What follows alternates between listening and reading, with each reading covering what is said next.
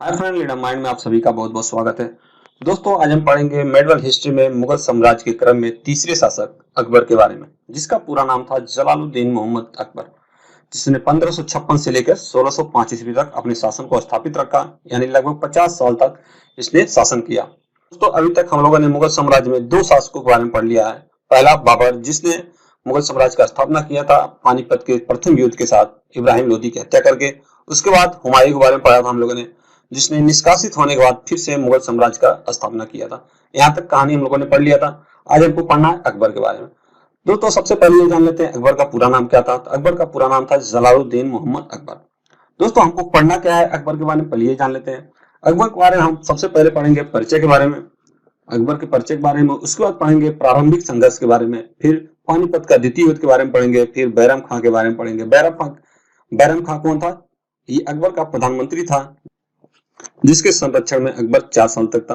फिर इसके साम्राज्य विस्तार के बारे में पढ़ेंगे कि अकबर ने किस तरह से कई राज्यों को परास्त किया, कई राज्यों को जीता और अपने साम्राज्य का विस्तार किया। फिर हम पढ़ेंगे अकबर के कुछ महत्वपूर्ण कामों के बारे में, जैसे दास प्रथा का समापन, दीन इलाही का स्थापना, ठीक है। इसी तरह के और कामों के बारे में पढ़ेंगे और उसके बाद हम लोग नवरत्नों के बारे में पढ़ेंगे। इसके बाद प्रशासन के बारे में और कुछ निर्माण कार्यों के बारे में पढ़ेंगे। सबसे पहले पढ़ते हैं परिचय के बारे में। दोस्तों, अकबर का जन्म 15 अक्टूबर 1542 ईस्वी में अमरकोट माल में हुआ था। ठीक है, अकबर का जन्म कब हुआ था? 15 अक्टूबर 1542 ईस्वी में राणा बीर साल के माल अमरकोट में, जब हुमायूं निष्कासित होकर भारत से बाहर था, अफगानिस्तान और पाकिस्तान के क्षेत्रों में, तब वहां पर अकबर का जन्म हुआ था। अकबर के पिता का नाम हुमायूं था, ये तो आप लोग जान ही रहे हैं। माता का नाम हमीदा बानो बेगम था। दोस्तों, जो हम लोगों ने हुमायूं के बारे में पढ़ा था, तो हम लोगों ने पढ़ा था कि जब निष्कासित हो गया था हुमायूं भारत से, तो अपने भाई के पास जाता है और उसके भाई की गुरु की पुत्री रहती है हमीदा बानो, जो सिया समुदाय से संबंधित है।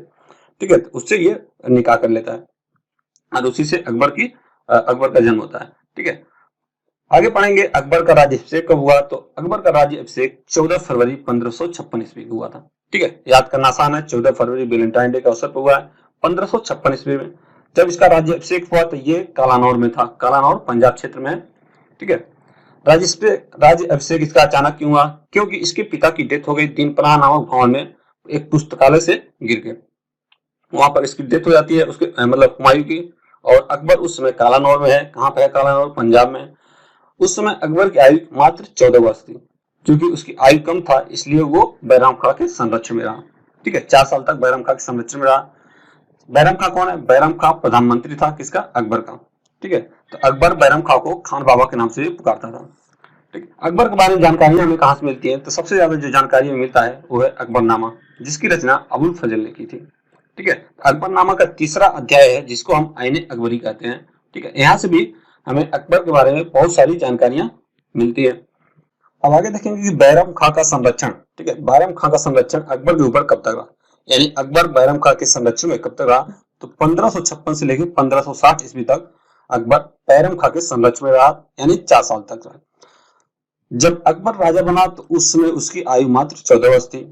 अभी हम लोगों ने बात किया है कि वो राजा बना नहीं, उसको बनना पड़ा था, क्योंकि उसके पिता की डेथ हो गई थी, यानी हुमायूं की डेथ हो गई थी, पुस्तकालय में सीढ़ियों से गिर गए। ठीक है, अतः प्रारंभिक जीवन में बैरम खां के संरक्षण में रहा। ठीक है, और उसी संरक्षण में रहकर वो अपना शासन चालू किया। अब आगे देखेंगे पानीपत का द्वितीय युद्ध हुआ 5 नवंबर 1556 ईस्वी में। ठीक है, पानीपत का दूसरा युद्ध क्यों हुआ, इसके बारे में हम थोड़ा जान लेते हैं।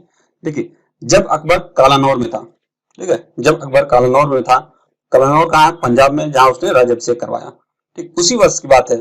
तब आदिल शाह का एक सेनापति था, जिसने दिल्ली पर आक्रमण कर दिया। ठीक, आदिल शाह का सेनापति कौन है? हेमू नाम है उसका। उसने दिल्ली पर आक्रमण कर दिया। और दिल्ली पर किसका शासन चल रहा था? दिल्ली पर शासन चल रहा था मुगल साम्राज्य का ही एक सूबेदार था, जिसका नाम था तरदी बेग। ठीक, तारदी बेग का शासन चल रहा था। तो हेमू ने क्या किया? दिल्ली पर आक्रमण किया और तारदी बेग को पराजित कर दिया। तारदी बेग पराजित हो जाता है और हार कर दिल्ली से भाग जाता है। कहां पर? अकबर के पास। अकबर पास जाता है, अकबर को सूचना देता है।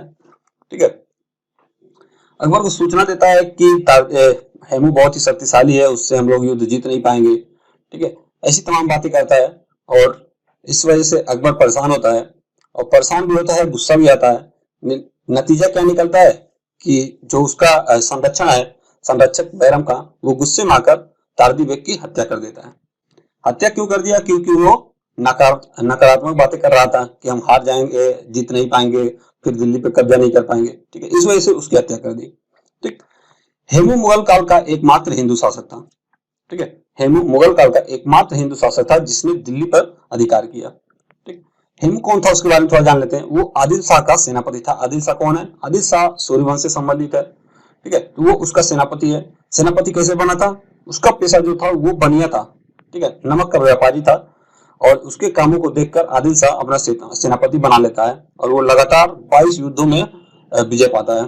ठीक है, इसी क्रम में वो दिल्ली पर भी अधिकार कर लेता है।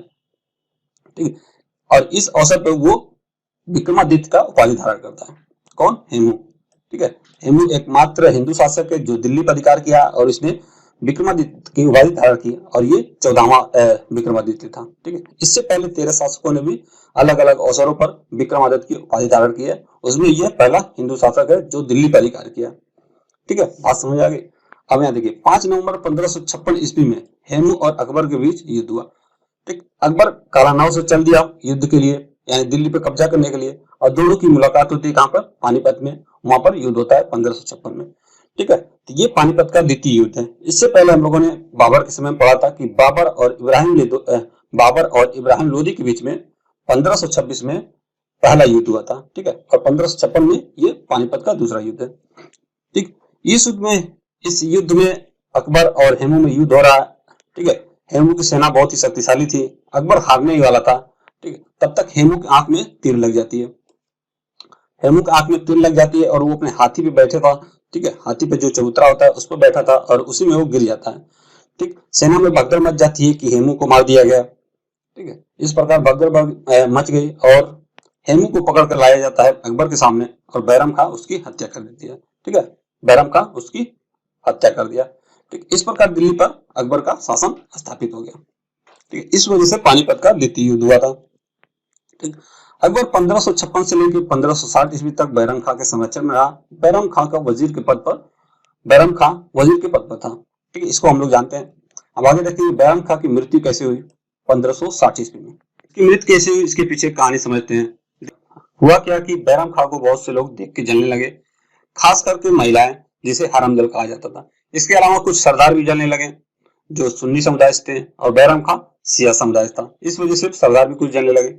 और कई अवसर ऐसे भी हैं कि अकबर को भी लगा कि अकबर करना कुछ और चाहता है लेकिन बैरम खां करता कुछ और है। तो दोस्तों अकबर के कुछ सरदारों के द्वारा और धाय माहम अनगा के द्वारा अकबर को भड़काना शुरू कर दिया गया। ठीक है, सरदार क्यों भड़का रहे थे कि सरदार अधिकांश रूप से सुन्नी थे, बैरम खां शिया था। और इसके अलावा जिसने लालन पालन किया था, जिसने पाल पोस के बड़ा किया था अकबर को, माहम अनगा, उसने भी भड़काना शुरू कर दिया। ठीक, अकबर को अब लगा कि हमको बैरम खां से छुटकारा चाहिए। मैं 18 साल का हो गया हूँ, मैं खुद शासन देख सकता हूँ। इस वजह से वो अकबर को एक आदेश दिया कि वो मक्का चले जाए। ठीक है, अब आदेश ऐसे अवसर पे दिया जब बैरम खां महल में न रहकर बाहर अभियान पर गया था और उसको अचानक वही सूचना मिलती है कि अकबर का आदेश है वो मक्का चले जाए। ठीक है, अकबर मक्का जाता ही है मुगल सेना ने अकबर पर आक्रमण कर दिया। ठीक है, तो मुगल सेना और बैरम खां के बीच युद्ध होता है और युद्ध कहां पर होता है? तिलवाड़ा में। ठीक है, इसे तिलवाड़ा का युद्ध भी कहा जाता है। ठीक, यहाँ पर बैरम खां पराजित हो गया। और जब बैरम खां पराजित हो गया, चूंकि अकबर का संरक्षण भी रह चुका है, अकबर का करीबी है और बहुत समय से मुगल साम्राज्य का देख रेख भी किया है, इस वजह से अकबर इसको 3 ऑप्शन देता है बैरम खां को कि या तो वो मक्का चले जाए और जीवन पूरा वहीं पर बिताए। दूसरा ऑप्शन देता है कि या वो इसी राज्य में रहकर एक सूबेदार के पद पर रहे। और तीसरा ऑप्शन देता है कि सुरक्षा सलाहकार बन जाए। ठीक है, तो चूंकि बैरम खां पहले ही वजीर के पद पर रह चुका था, इसके अलावा उसे इस छोटे पद उसे अपमानित लग रहे थे। वो पदों को नहीं स्वीकार करता है और वो मक्का जाने को मान जाता है। बैरम खां के मक्का जाने के क्रम में ही रास्ते में गुजरात पड़ता है। गुजरात में पाटन क्षेत्र पड़ता है। वहां पर बैरम खां पर हमला होता है और एक मुबारक खां नामक युवक ने उसकी हत्या कर दी, किसी बैरम खां की। मुबारक खां कौन था? यह एक अफगानी था। मच्छीवाड़ा के युद्ध में इसके पिता की हत्या बैरम खां ने किया था। इसी अवसर में ये बैठा रहता है मुबारक खां। आज उसको अवसर मिलता है और उसने बैरम खां की हत्या कर देता है। ठीक है, यह सूचना अकबर को मिलता है। अकबर को यह सूचना मिलते ही उसकी विधवा सलीमा बेगम को और उसके पुत्र को अपने कब्जे में ले लेता है। उसके विधवा सलीमा बेगम से वह निकाह कर लेता है और उसके पुत्र अब्दुल रहीम को शिक्षा दीक्षा देता है। आगे चलकर खान खाना की उपाधि भी देता है, जो नवरत्नों में भाग लेता है।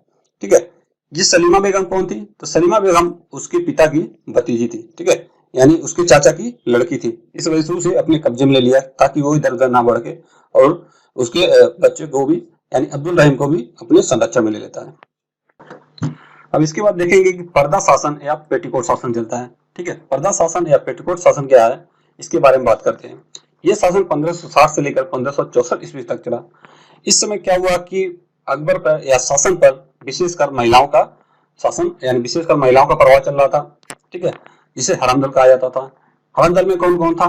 उसकी धाय माँ थी जिसका नाम था माहम अनगा, और उसका पुत्र था आदम खां, और उसकी पुत्री जीजी अनगा थी।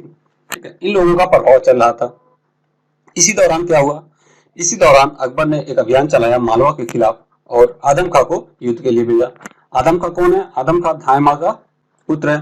ठीक है, वो युद्ध के लिए जाता है, मालवा पर अधिकार करता है, वहां को राजा को पराजित करता है, लेकिन वहां से अधिकांश लूटता है, उस अधिकांश धन को अपने पास दबा लेता है।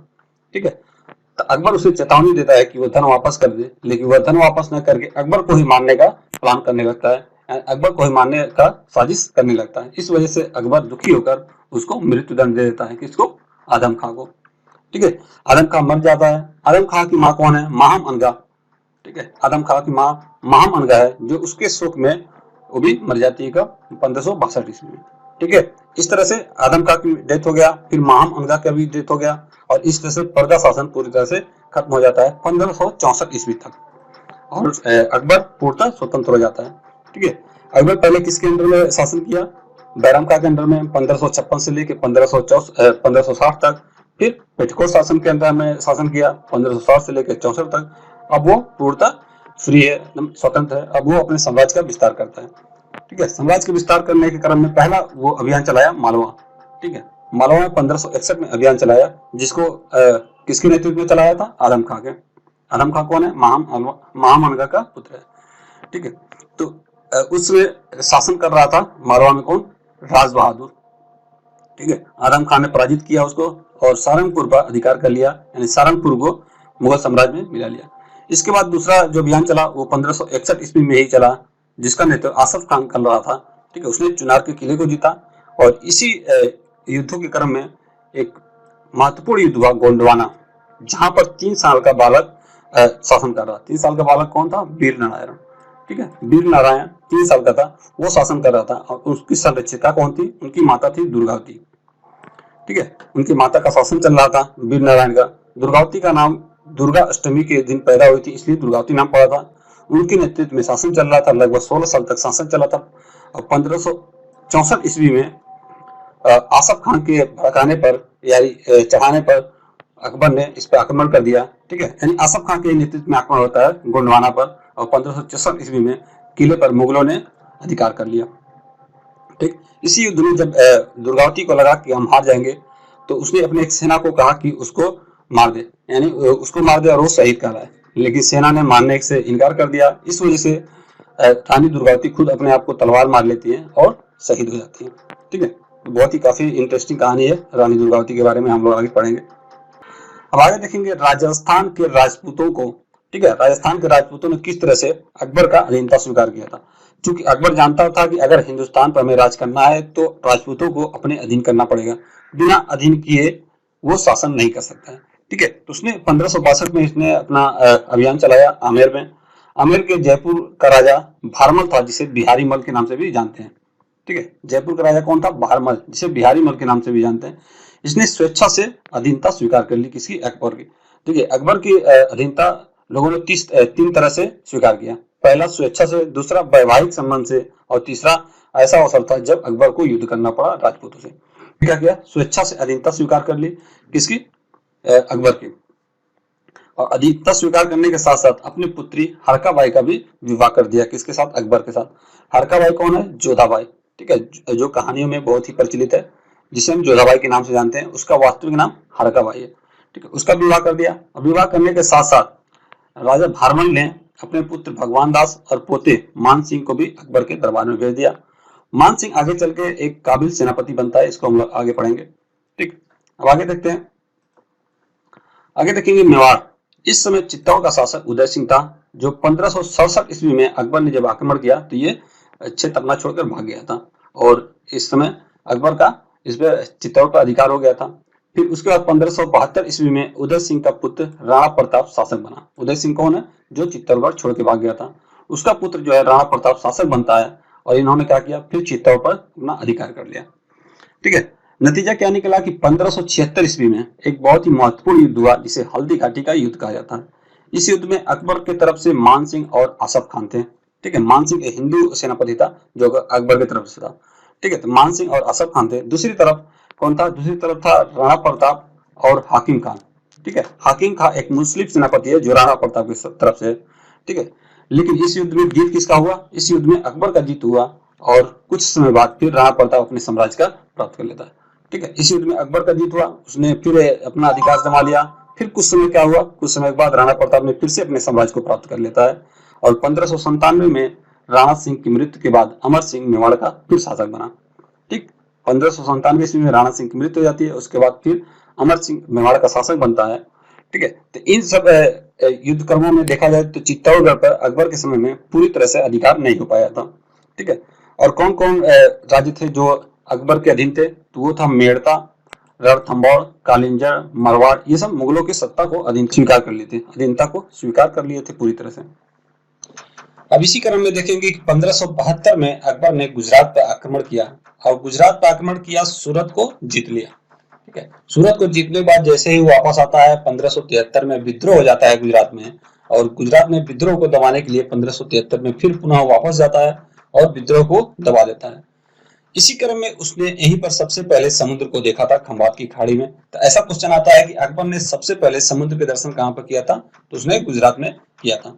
इसके बाद हम देखेंगे बिहार बंगाल पर किस तरह से वो अधिकार किया। देखिए, बिहार बंगाल में एक दाऊद खान था जो अपने साम्राज्य का विस्तार करना चाह रहा था, तो उस पर अधिकार करने के लिए अकबर और उसका एक सेनापति था मुनीम खां, इन्होंने आक्रमण किया और बिहार और बंगाल को अपने अधीन कर लिया।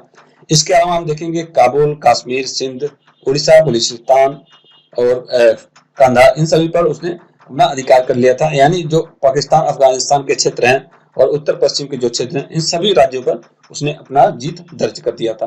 ठीक है, इसके अलावा हम देखेंगे कि दक्षिण भारत में भी उसने अपना साम्राज्य स्थापित किया था। दक्षिण भारत में कहां पर? खानदेश, दौलताबाद, अहमदनगर, असीरगढ़ पर इसने अधिकार किया था। ठीक है, उस समय अहमदनगर जो है अहमदनगर एक विशेष स्थान था जो दक्षिण भारत का एक द्वार था। ठीक है, भारत में प्रवेश करने के लिए एक द्वार था।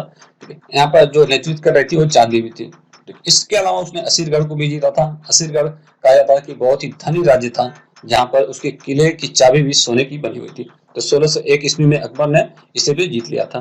और लास्ट में देखा जाएगा कि यही असीरगढ़ अकबर का आखिरी युद्ध रहता है और लास्ट में 1605 ईस्वी में अकबर की मृत्यु हो जाती है। वो अपने पुत्रों से थोड़ा दुखी हो जाता है विद्रोह के कारण और उसकी मृत्यु हो जाती है और अकबर के शव को आगरा के सिकंदराबाद में दफना दिया जाता है। दोस्तों, अब आगे देखेंगे अकबर से संबंधित प्रमुख वर्ष, जहां से अक्सर एग्जाम में क्वेश्चन आते हैं और इसके द्वारा किए गए प्रमुख कार्य। ठीक है, सबसे पहले देखते हैं 1542 में इसका जन्म हुआ। अकबर का जन्म 1542 में हुआ और इसका राज्याभिषेक 1556 ईस्वी में हुआ। ठीक है, मात्र 14 वर्ष की आयु में इसका राज्याभिषेक हो जाता है जब इसके पिता की डेथ हो जाती है और ये राजा बन जाता है। ठीक है, तो यहाँ से बहुत इंपॉर्टेंट क्वेश्चन ये अक्सर पूछा जाता है कि अकबर का राज्याभिषेक कब हुआ था? तो 1556 ईस्वी में। ठीक है, 1556 ईस्वी में ये राजा बनने के बाद 4 साल तक बैरम खां के संरक्षण में रहा, यानी 1560 ईस्वी तक। बैरम खां कौन है? बैरम खां प्रधानमंत्री रहता है अकबर का। ठीक है, उसके संरक्षण में रहता है 4 साल तक, यानी 1560 तक। और 1560 में बैरम खां की हत्या हो जाती है और वो बैरम खां के संरक्षण से मुक्त हो जाता है। ठीक है, तो बैरम खां की हत्या कैसे हुई? जब वो 1560 तक रहता उसके संरक्षण में, फिर अकबर को उसके कुछ राज दरबार फिर हरम दल द्वारा भगाया जाना शुरू कर दिया जाता है, क्योंकि शासन पर बैरम खां का प्रभाव ज्यादा रहता है, अकबर का प्रभाव कम रहता है।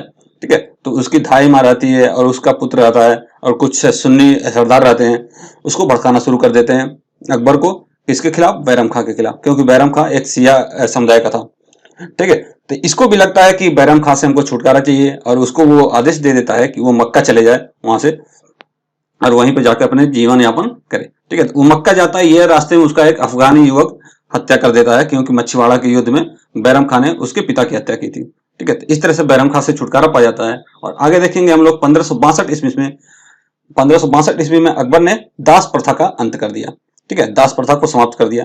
दोस्तों हम लोगों ने तुगलक वंश में पढ़ा था कि फिरोज शाह तुगलक के समय में दासों की तादाद बहुत ज्यादा थी। ठीक है, बहुत अधिक संख्या में दास थे। ठीक है, तो दास प्रथा को भी ये समाप्त कर देता है। ठीक, अब ये देखेंगे फिर आगे 1563 ईस्वी में जब इसका विवाह जोधाबाई से हो जाता है, जिसका वास्तविक नाम हरकाबाई रहता है। ठीक है, भारमाल की पुत्री रहती है, जो राजपूत रहते हैं।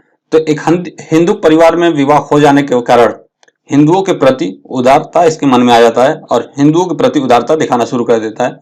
1563 ईस्वी में तीर्थ यात्रा कर जो रहता है हिंदुओं को लगता है, उसको ये समाप्त कर देता है। ठीक है, और फिर आगे देखेंगे हिंदुओं के प्रति उदारता दिखाता ही रहता है। 1564 में जजिया कर को भी समाप्त कर देता है। ठीक है, तो 1564 जजिया कर बहुत ही इंपॉर्टेंट है, अक्सर एग्जाम में पूछे जाते हैं कि अकबर ने जजिया कर कब समाप्त किया था। तो 1564 ईस्वी में अकबर ने जजिया कर को समाप्त कर दिया था। जजिया कर के बारे में हम लोगों ने कई बार पढ़ा है। जजिया कर क्या था? यह एक धार्मिक कर था जो केवल हिंदुओं पर लगता था। ठीक है, वो सल्तनत में रहने के लिए। ठीक, इसके बाद हम लोग देखेंगे 1571 ईस्वी में इसने फतेहपुर सीकरी की स्थापना करवाई और 1573 ईस्वी में बुलंद दरवाजा का निर्माण करवाया। 1573 में इसने जब गुजरात विजय किया और वहां पर सबसे पहले इसने समुद्र का भी दर्शन किया था। ठीक है, तो गुजरात विजय के बाद आता है, उसी के जीत के उपलक्ष्य में यह बुलंद दरवाजा का भी निर्माण करवाता है। बहुत बड़ा दरवाजा का निर्माण करवाता है जिसे बुलंद दरवाजा कहा जाता है। ठीक है, तो 1573 में इसने, देखिए 1572 में इसने जीता था और फिर 1573 में गुजरात वापस गया था विद्रोह को दबाने, और फिर जब वापस आया तो बुलंद दरवाजा का निर्माण करवाया।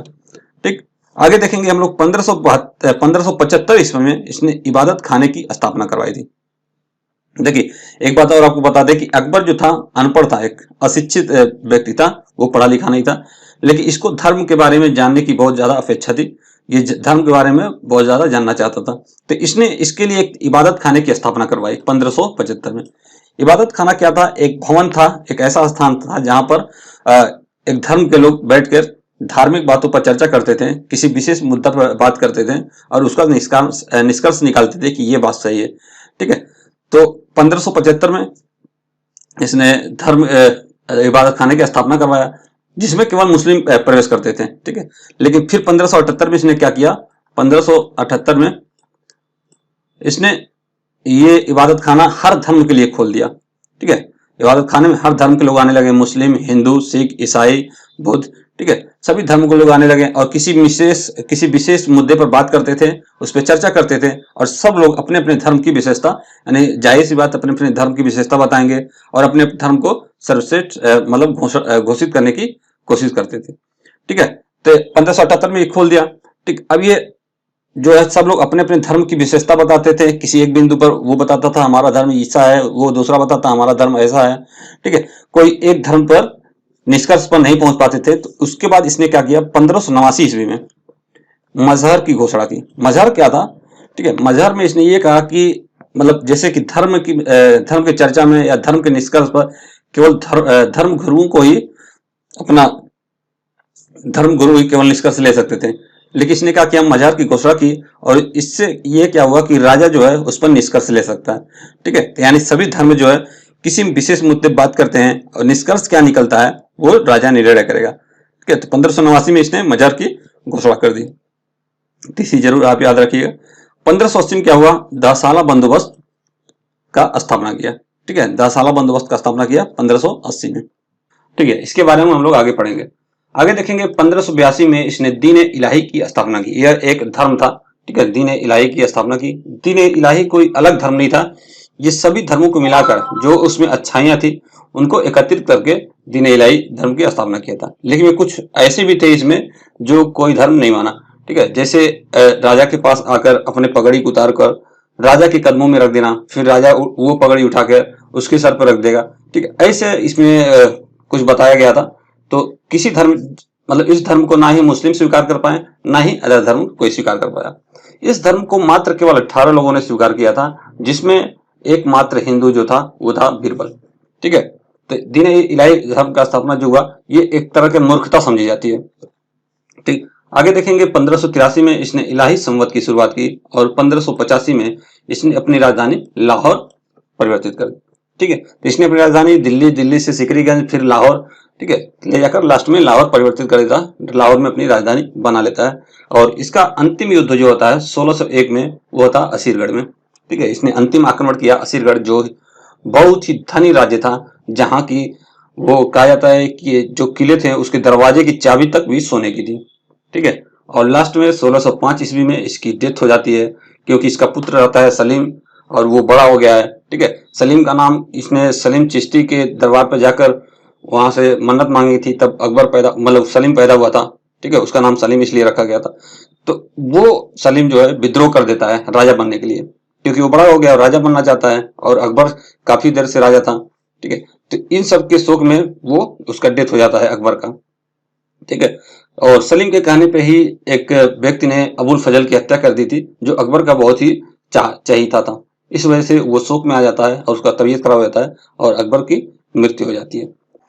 अब आगे देखेंगे अकबर ने कुछ प्रमुख सुधार भी किए थे सैन्य व्यवस्था से संबंधित, उसको पढ़ते हैं। देखिए, पहला सुधार उसने किया था, मनसबदारी व्यवस्था लागू किया था। मनसबदारी व्यवस्था क्या है उसको समझते हैं। मनसबदारी व्यवस्था मध्य एशिया की एक व्यवस्था थी, एक नियम था। ठीक है, जो चंगेज खान ने अपने सेना में लागू किया था। मनसबदारी क्या था उसको हम थोड़ा समझ लेते हैं। मनसबदारी एक पद होता था। ठीक है, एक पोस्ट होता था, जिसके अंतर्गत जो मनसबदारी के पद पर आता था वो अपने अंतर्गत कुछ सेना, कुछ घोड़ा, ठीक है, रख सकता था। ठीक, मनसबदारी एक सीरीज होती थी, छोटी व्यवस्था, छोटा पद तो छोटा, कम घोड़ा कम सवारी, या और कम सैनिक, बड़ा पद तो ज्यादा सैनिक ज्यादा घोड़ा, इस तरह से रख सकता था। इन सब का काम क्या था? इन सब का काम था, जब लड़ाई होती थी, राजा को जरूरत पड़ता था तो ये राजा का मदद करते थे, हेल्प करते थे। ठीक है, इसके बाद हम देखेंगे घोड़ा दागने की व्यवस्था। हम लोगों ने पीछे पढ़ा था अलाउद्दीन खिलजी के समय में, उसने घोड़ा दागने की व्यवस्था को लागू किया था। घोड़ा दागने की व्यवस्था इसने अकबर भी लागू किया। ठीक है, इसका क्या मतलब है इसको हम लोग पढ़ चुके हैं, लेकिन एक बार और फिर जान लेते हैं। घोड़ा दागने का मतलब है कि घोड़े को एक निशान दिया जाता था। ठीक है, उसको दागा जाता था ताकि उसका पहचान हो सके कि वह किस बैच का है। ठीक है, किस नस्ल का घोड़ा है। ठीक, उसको मतलब उसके बारे में जानकारी हमें पूरी मिल सके, इसलिए उसको दागा जाता था। इसके बाद देखेंगे तीसरा जो है हुलिया लिखने का प्रथा। ठीक, हुलिया लिखने, ये भी अलाउद्दीन खिलजी ने ही ये व्यवस्था लागू किया था। ठीक है, इस नियम को अकबर ने भी फॉलो किया। ठीक, हुलिया लिखना क्या था? जैसे कि आजकल के समय में वैकेंसियां निकलती हैं, ठीक है, सैनिक की या सिपाही की या फौज की। ठीक, तो वहां पर सैनिक के बारे में डिटेल लिखा जाता है ताकि उसका पहचान हो सके। ठीक, बस उसी तरह से ये भी था कि सैनिक के बारे में, उसका हुलिया के बारे में लिखा जाता था ताकि सैनिक का पहचान हो सके। इसके बाद हम देखेंगे समाज में कुछ सुधार किया अकबर ने। ठीक है, उसने काम भी किया, सैन्य व्यवस्था भी, सैन्य से संबंधित सुधार भी किया, समाज से संबंधित भी सुधार किया। ठीक, इसलिए अकबर को महान कहा जाता है। उसने सुधार क्या किया उसको हम जान लेते हैं। उसने दास प्रथा पर प्रतिबंध लगा दिया। ठीक, उसने दास प्रथा पर प्रतिबंध लगाया, क्योंकि हम लोगों ने फिरोज शाह तुगलक के समय में देखा था कि दास प्रथा जो है बहुत ज्यादा प्रचलित था।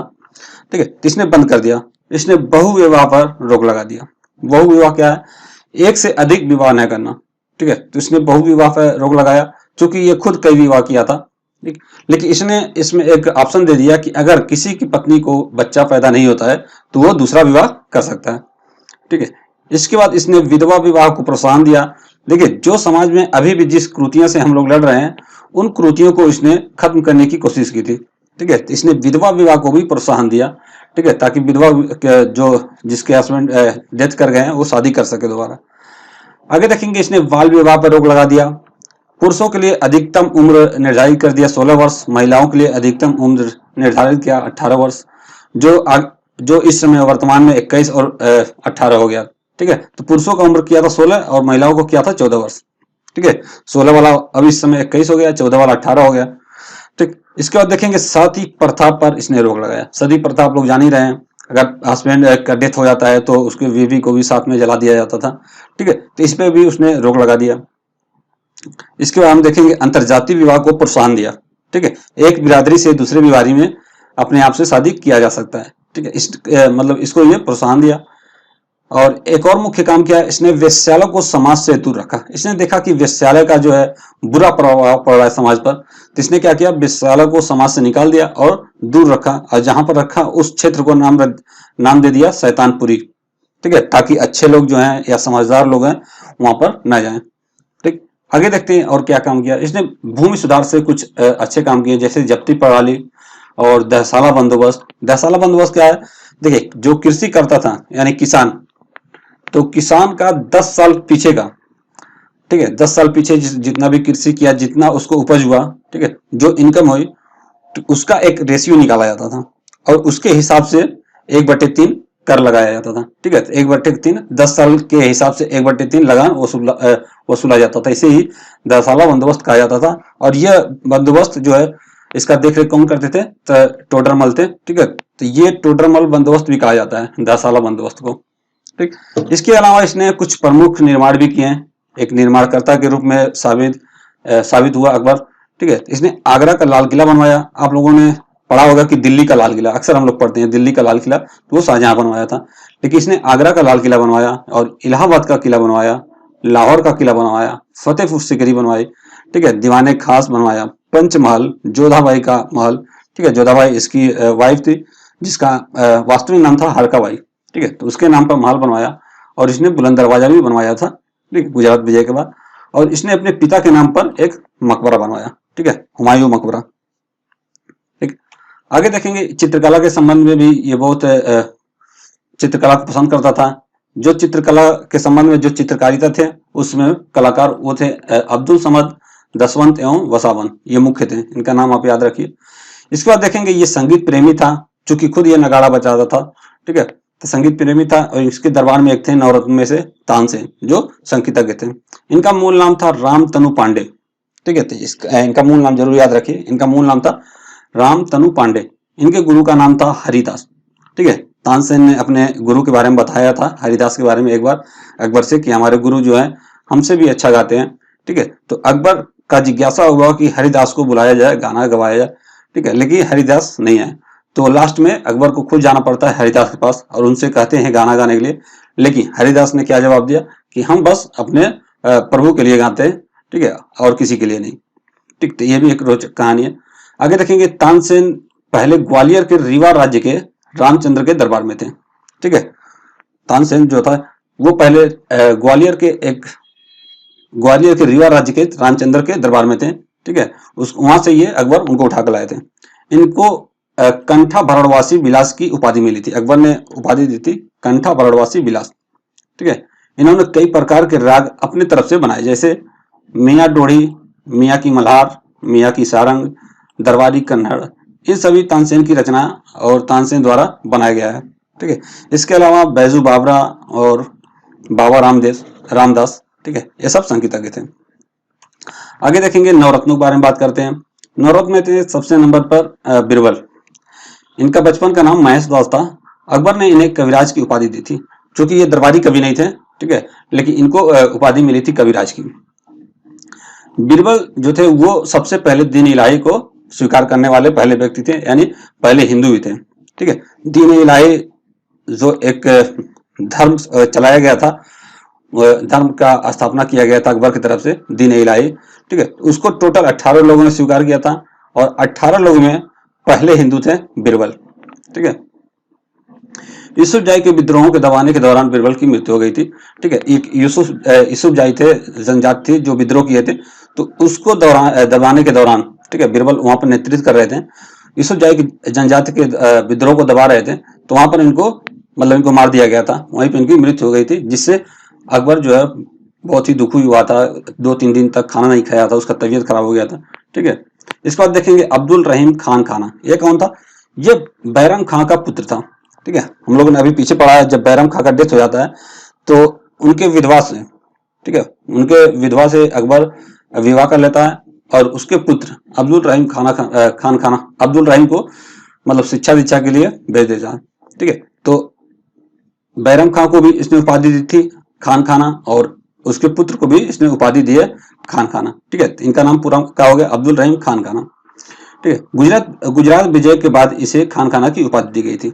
जब गुजरात विजय किया था 1572 में, तो वहां पर खान खाना की उपाधि दी गई थी।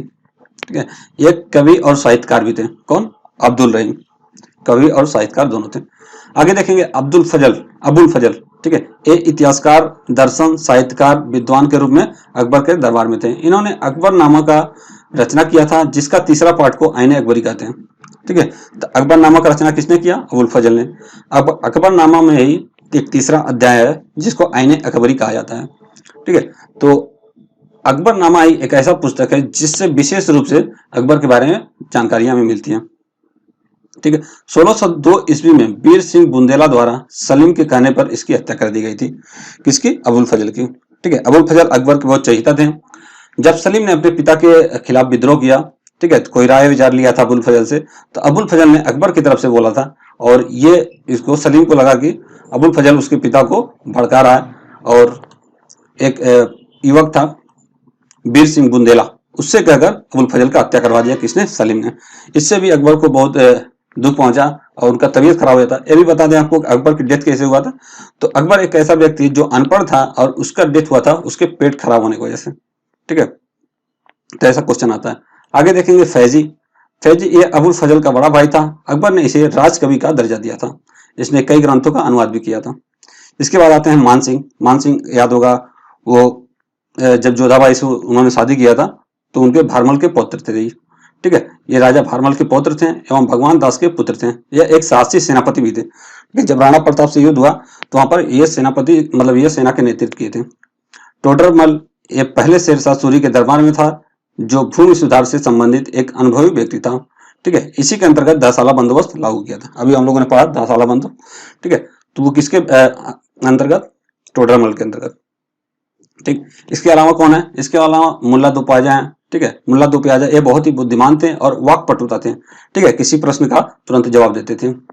ठीक है। मुल्ला दो प्याजा इसीलिए इनको कहा गया क्योंकि इनको दो प्याजा बहुत ही पसंद था। ठीक है। इसलिए कहा जाता है मुल्ला दो प्याजा। हकीम हुमाम ये रसोई घर का व्यवस्था देखते थे। ये भी नवरत्नों में से एक है। ठीक है। तो इन्हीं के द्वारा बनाए गए खाने, इन्हीं के देख रेख में अकबर खाना खाता था और तानसेन के बारे में हम लोगों ने पढ़ ही लिया, ये संकिता के थे। ठीक है। इसके बाद दोस्तों हम लोग पढ़ेंगे प्रशासन के बारे में। ठीक है। अकबर से संबंधित जितनी प्रशासन है उसके बारे में पढ़ेंगे। वीडियो कैसी लगी? अच्छी लगी तो लाइक करें, शेयर करें और सब्सक्राइब करना ना भूलें।